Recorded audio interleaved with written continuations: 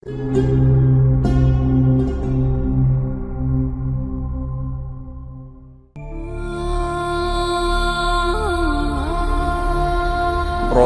sebelum hari kiamat di dunia ini akan terjadi kiamat, artinya penghancuran oleh Allah Subhanahu wa taala. Itu Allah ceritakan di dalam surah Az-Zumar ayat 68 sampai ayat 70. Dan pada saat itu ditiuplah sangkakala. Israfil meniup sangkakala yang pertama, maka matilah semua yang di langit dan di bumi kecuali yang Allah kehendaki. Kata para ulama tafsir, yang Allah kehendaki adalah Jibril, Mikail, Israfil. Mereka tidak akan mati. Sementara nanti yang tiup sangkakala yang kedua Israfil juga, nggak mungkin dia mati di situ. Jadi semua di sini Allah musnahkan kecuali yang Allah inginkan. Kata ulama dari kalangan malaikat itu adalah Mikail, Jibril, Mikail, Israfil. 3 malaikat yang terkenal sebagai pemimpin para malaikat, dan 8 malaikat pemikul singgasananya Allah yang dikenal dengan Hamalatul Arsh. Kemudian seluruh penjaga-penjaga surga dan penjaga neraka. Di surga ada malaikat Ridwan dan seluruh yang ada bersama dengannya, dan di neraka ada malaikat Malik dan seluruh kawan-kawannya menjaga neraka, serta semua yang ada di surga dari bidadari, dari wildanun mukhalladun, bidadara, semua itu tidak kena. Yang dimasukkan sini kecuali siapa yang Allah kehendaki tidak akan kena, tidak akan meninggal dengan tiupan sangkakala tersebut. Dalam sebuah hadis Bukhari dikatakan Allah akan menyuruh Israfil meniupkan sangkakala yang pertama, maka hancurlah semua ada di langit dan di bumi, semua bintang-bintang, semua makhluk, jin, manusia, hewan-hewan, tumbuh-tumbuhan. Kemudian ditiuplah sangkakala itu sekali lagi, dan di dalam hadis yang sahih kata Nabi SAW dalam hadis yang diriwayatkan oleh Imam Muslim nomor 2955, ma bainan nafkhataini arba'un thumma yunzilullahu minas sama'i ma'an fayambutuna kama yambutul bagal atau bakal wa laysa minal insani syai'un illa yabla illa azman wahidan wa huwa ajbu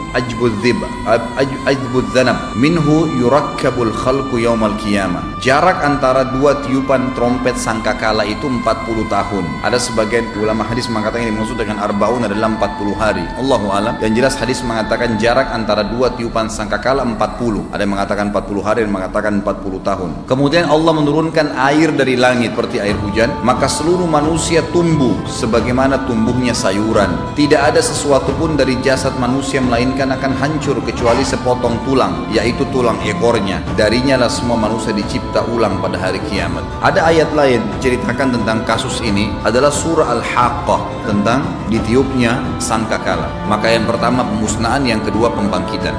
Maka apabila sangkakala ditiup sekali tiupan saja, dan diangkatlah bumi dan gunung-gunung, lalu dibenturkan keduanya sekali benturan, maka pada hari itu terjadilah kiamat dan terbelahlah langit, karena pada hari itu langit menjadi lemah. Ini ayat ya, saya cuma baca terjemahannya. Dan malaikat-malaikat berada di penjuru-penjuru langit. Jadi pada saat itu ulama tafsir mengatakan gunung-gunungnya tercabut sehingga bumi seperti kapas, gunung-gunung yang seperti paku dicabut semuanya, kemudian gunung-gunung tersebut ditabrakkan dia dengan bumi tadi. Allahu alam bagaimana prosesnya, tapi ini ayat Al-Quran yang menceritakan. Kemudian langit akan terbelah. Sebagian ulama tafsir mengatakan terbelahnya langit ini membuat akhirnya seluruh malaikat bisa kelihatan, karena Allah mengatakan di sini, dan terbelahlah langit, karena pada hari itu langit menjadi lemah dan malaikat-malaikat berada di penjuru-penjuru langit. Dan pada hari itu 8 malaikat menjunjung arsy Rabbmu di atas kepala mereka. Ini yang saya bilang tadi,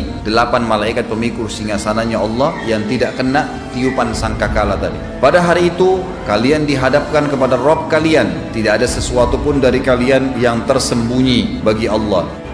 Allah ceritakan, adapun orang-orang yang diberikan kepadanya kitab di sebelah kanan tubuhnya, di tangan kanannya, maka dia berkata, ambillah, bacalah kitabku ini. Sesungguhnya aku yakin bahwasanya sesungguhnya aku akan menemui hisab terhadap diriku, maksudnya aku akan menuju ke tempat yang dijanjikan, surga. Maka orang itu berada dalam kehidupan yang diridhoi dalam surga, yang tinggi, buah-buahannya dekat. Kepada mereka dikatakan, makan dan minumlah dengan sedap disebabkan amal yang telah kalian kerjakan pada hari-hari yang telah lalu di dunia. Ini secara global Allah ceritakan bagaimana prosesnya. Setelah mahsyar, hisab langsung ada orang terima tangan kanan akan masuk ke dalam surga. Adapun orang-orang yang diberi kepadanya kitab dari sebelah kirinya, tangan kiri dia berkata, wahai alangkah baiknya kiranya tidak diberikan kepadaku kitabku ini, karena dia sudah lihat kalau tangan kiri pasti ahli neraka, dan aku tidak mengetahui apa hisab terhadap diriku. Wahai kalau kiranya kematian itu telah menyelesaikan segala sesuatu. Tahun lalu dia mengatakan, coba seandainya kematian itu bisa menyelesaikan semuanya, hartaku sekali-kali tidak bermanfaat bagiku yang dia kumpulkan di dunia, telah hilang kekuasaan dariku. Allah berfirman, peganglah dia kepada para malaikat, belenggulah tangannya di lehernya, kemudian masukkanlah dia ke dalam api neraka yang menyala-nyala, kemudian belitlah dia dengan rantai yang panjangnya 70 hasta. Sesungguhnya dia dahulu tidak beriman kepada Allah yang maha besar, dan juga tidak mendorong orang lain untuk memberikan makan miskin atau orang-orang miskin. Jadi ayat ini menjelaskan kepada kita tentang ditiupnya sangkakala, dan kemudian terjadi dua kali, satu kali penghancuran, satu kali lagi pembangkitan.